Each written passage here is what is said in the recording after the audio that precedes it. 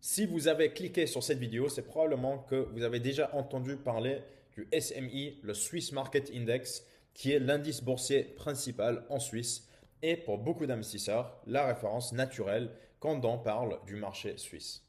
Le SMI regroupe les 20 plus grandes et plus liquides actions ou entreprises de la Suisse qui représentent environ 75% de la capitalisation du marché d'actions ici.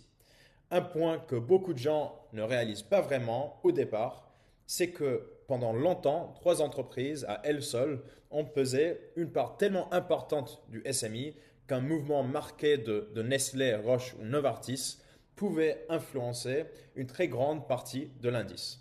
Et c'est précisément pour ça que le SIX a formalisé des règles de plafonnement du poids des grandes lignes comme Nestlé avec un contrôle trimestriel pour éviter qu'une entreprise ne devienne trop dominante dans la structure de l'indice. Et si vous ne connaissiez pas le SIX, c'est essentiellement l'opérateur de la bourse suisse et l'institution qui gère les grands indices suisses. Sur le marché européen, si on veut investir dans un indice qui suit la Suisse, on va généralement trouver 5 indices suisses suivis par seulement 8 ETF, alors que l'indice MSCI World est suivi par 31 ETF.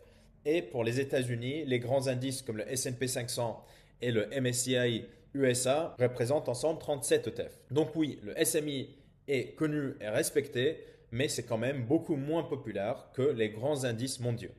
Donc, dans cette vidéo, je vais expliquer ce que c'est le SMI, ses forces, ses limites et comment l'intégrer dans une stratégie d'investissement en Suisse.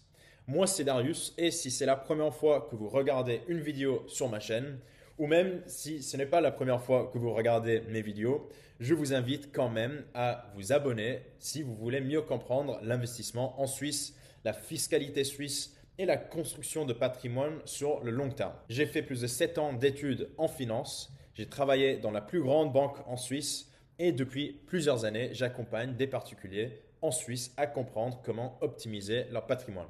Donc, si ce genre de contenu vous intéresse, pense à vous abonner à ma chaîne YouTube. Alors, pour commencer directement, le SMI est toujours présenté explicitement comme l'indice Blue Chip le plus important de Suisse. Il a été lancé en 1988 dans un contexte où le marché suisse évoluait et où les investisseurs avaient besoin d'un indice officiel, neutre et calculé en temps réel. La composition du SMI, bien sûr, a aussi évolué avec le temps, comme tout bon indice. Et le SMI n'avait pas toujours exactement 20 entreprises. Au début, ils ont commencé le SMI avec 24 titres et il a évolué avant d'arriver à sa structure actuelle que je vais expliquer juste après. En théorie, si on va entendre indice principal de la Suisse, on peut facilement imaginer quelque chose de large, de bien réparti, de très représentatif, presque comme une version complète de l'économie suisse. Il y a d'autres indices, à mon avis, qui suivent mieux l'économie suisse dans sa globalité et je vous laisse trouver les vidéos où je décortique les autres indices de la Suisse sur ma chaîne YouTube. Mais aujourd'hui, on va parler de le SMI. Parce que la réalité, c'est que le SMI est quand même assez concentré et particulièrement autour de Nestlé, Roche et Novartis. Et vous allez m'entendre répéter ces trois noms assez souvent, je pense, dans ces vidéos. Parce que pendant des années, ces trois entreprises ont représenté une part tellement importante du SMI qu'ils ont quasiment défini à eux seuls une bonne partie du comportement de l'indice. Et je vais vous partager combien de pourcentage ou c'est quoi le poids actuel de ces trois entreprises dans l'indice. Je vais vous partager cette information juste après. Mais c'est pour cette raison que les règles du SMI ont été ajustées avec un mécanisme de plafonnement destiné à éviter qu'une seule entreprise comme Nestlé prenne un poids trop important dans l'indice.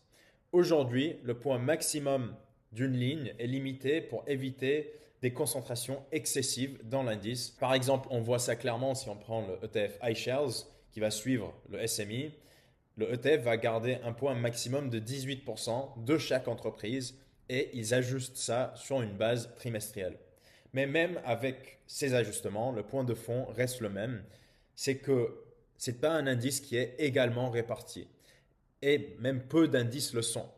Là, si on imagine que Roche, Novartis et Nestlé sont à 18% chacun, ça signifie quand même un poids total de plus de 50% de l'indice.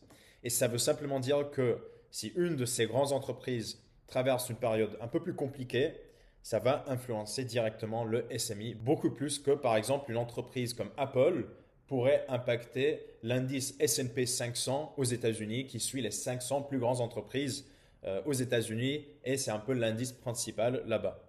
Donc beaucoup plus de concentration en Suisse avec le SMI, avec 3 entreprises qui peuvent faire plus de 50% de l'indice. En plus, un point à comprendre, c'est que le SMI ne représente pas parfaitement l'économie suisse, pas juste par concentration, mais aussi parce que les grandes entreprises que j'ai mentionnées et les grandes entreprises en Suisse en général réalisent leur chiffre d'affaires à l'international. Donc, quand vous investissez dans le SMI, oui, vous investissez dans des entreprises suisses cotées en Suisse, dans la bourse suisse, mais vous vous exposez aussi indirectement aux États-Unis, à l'Europe, à l'Asie et aux marchés émergents. Parce que ces groupes, comme Nestlé, vivent de la demande mondiale et pas uniquement de la demande en Suisse.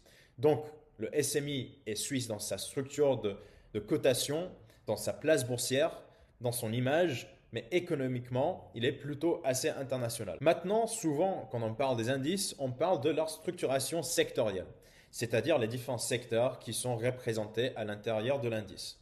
Avec Nestlé dans le SMI, on a bien sûr la consommation de base. Avec Roche et Novartis, on est sur le secteur de la santé. Et ce sont des secteurs qu'on qualifie d'être défensifs parce qu'ils répondent à des besoins essentiels. En gros, on va continuer à se nourrir, à se soigner, même quand l'économie ralentit. Donc le SMI n'est pas un indice porté par la technologie, même si dans les grandes entreprises comme Nestlé, la technologie aide quand même la croissance. Ici, l'impact de l'innovation directe est beaucoup plus faible qu'avec des petites entreprises ou avec des secteurs en forte expansion ou les indices qui vont suivre d'autres pays qui ont plus d'innovation, plus de technologie.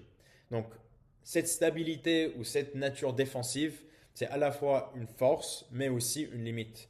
C'est une force parce que ça crée de la résilience, mais une limite parce que ça veut dire qu'il n'y a pas toujours le même potentiel de croissance que les indices plus exposés à la tech comme le S&P 500 ou le Nasdaq aux États-Unis qui vont inclure des grandes entreprises comme Microsoft et Apple qui sont vraiment portées par l'innovation et la technologie. Maintenant, qu'est-ce que cette structure change pour vous si on va investir et si on veut inclure un ETF SMI dans notre portefeuille?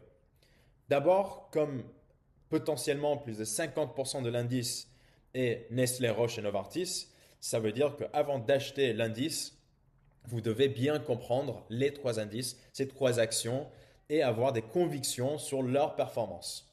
Ensuite, le profil du SMI est fortement influencé par des secteurs défensifs. Donc, pour ceux qui ont des profils très très peu risqués ou qui cherchent de se protéger des périodes d'instabilité, un indice comme le SMI peut faire du sens. Mais c'est là qu'il faut ajouter une dimension essentielle avec les taux d'intérêt. Parce que quand les taux montent, les investisseurs ont tendance à devenir plus exigeants avec les entreprises de croissance. À l'inverse, les entreprises qui génèrent déjà des bénéfices solides, sans trop d'impact de taux d'intérêt, sont souvent mieux valorisées dans ce type d'environnement de taux d'intérêt plus élevés. Et le SMI est dominé par des entreprises de ce type, des entreprises plus défensives. Donc, il devient assez résilient dans des périodes de taux d'intérêt plus élevés. Mais cette résilience a un prix parce que dans des phases plus fortes d'expansion, le SMI est juste généralement moins dynamique que d'autres ETF ou d'autres indices qui vont suivre plus les cycles et avoir plus de croissance. Pour donner aussi quelques exemples d'ETF, parce qu'il y a une différence entre indice et ETF, si vous voulez investir en bourse, vous allez passer par des ETF qui vont suivre l'indice SMI qui est géré par le SIX. C'est un peu ça, la structuration. Le plus gros ETF qui va suivre le SMI, c'est le iShares SMI, donc c'est BlackRock. Donc c'est BlackRock qui crée le ETF qui va suivre ensuite le SMI qui est géré par encore le SIX. Donc l'ETF iShares SMI CH gère plus de 2,5 milliards de dollars d'actifs. Donc c'est pas mal et ça montre qu'il y a une vraie base d'investisseurs sur le SMI. C'est assez liquide. C'est beaucoup de gens qui ont investi dans cet ETF. Mais on a quand même un ETF en Suisse qui est encore plus large que ça avec le iShares Core SPI CH qui va suivre un autre indice, le SPI, avec plus de 5,4 milliards de dollars d'actifs. Et j'ai aussi une vidéo qui explique en détail le SPI sur ma chaîne YouTube. Donc n'hésitez pas à essayer de le trouver en cliquant sur mon profil juste en bas. On a aussi un autre ETF qui va suivre le MSCI Switzerland. Et ça, c'est de UBS avec plus de 2,3 milliards de dollars. Donc, dans la pratique, si on regarde uniquement les encours, on voit que les investisseurs apprécient aussi beaucoup les versions un peu plus larges et légèrement moins concentrées que le SMI. Et ça donne un peu une idée un peu nuancée de l'SMI et l'idée que beaucoup de personnes pensent juste que c'est le choix évident pour suivre la Suisse, mais en vérité, beaucoup de personnes clairement préfèrent d'autres indices pour avoir une exposition un peu plus large à l'économie en Suisse. Et encore, si vous regardez sur ma chaîne YouTube, vous allez trouver la vidéo sur l'SPI et vous allez comprendre que le SPI, c'est un indice qui suit plus de 200 entreprises en Suisse. C'est beaucoup plus large et il y a un fonctionnement un peu différent que le SMI qu'on a vu aujourd'hui. Un autre chiffre intéressant à savoir aussi sur le segment d'ETF suisse en général, c'est que dans son ensemble, ça reste quand même très actif à la SIX. Et en 2025, le nombre de transactions sur ETF en Suisse a atteint un record de plus de 3 millions d'opérations, ce qui est en hausse de 36% sur l'année selon le SIX. Bien sûr, ça ne veut pas dire que tout ce volume concerne le SMI, mais ça montre en général que les ETF sont devenus une vraie porte d'entrée de masse pour les investisseurs sur la bourse en Suisse. Et potentiellement, ça peut aussi dire que de plus en plus de Suisses commencent à investir. Ça ne veut pas forcément le dire parce que toutes ces transactions ne sont pas forcément uniquement des Suisses, mais à mon avis, je pense que de plus en plus de Suisses se rendent compte qu'ils peuvent investir en bourse et ils vont naturellement commencer avec les indices qui vont suivre leur pays qu'eux, ils comprennent déjà assez bien. Donc, si on résume tout ce qu'on a vu dans cette vidéo, le SMI est clairement un bon indice, il est solide, utile et a totalement une place dans une stratégie patrimoniale assez sérieuse.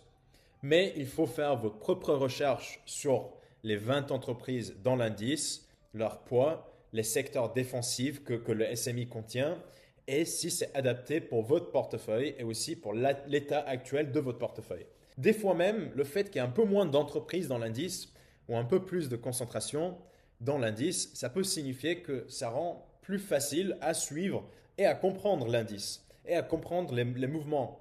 Parce qu'avec le S&P 500 par exemple aux États-Unis, ça devient beaucoup plus macroéconomique et global de comprendre les mouvements de l'indice. Parce qu'on ne peut pas suivre comme investisseur privé indépendant 500 entreprises séparément pour comprendre ce qui se passe. Avec le SMI, si on comprend bien 3 entreprises, on a déjà plus ou moins bien compris la dynamique de l'indice.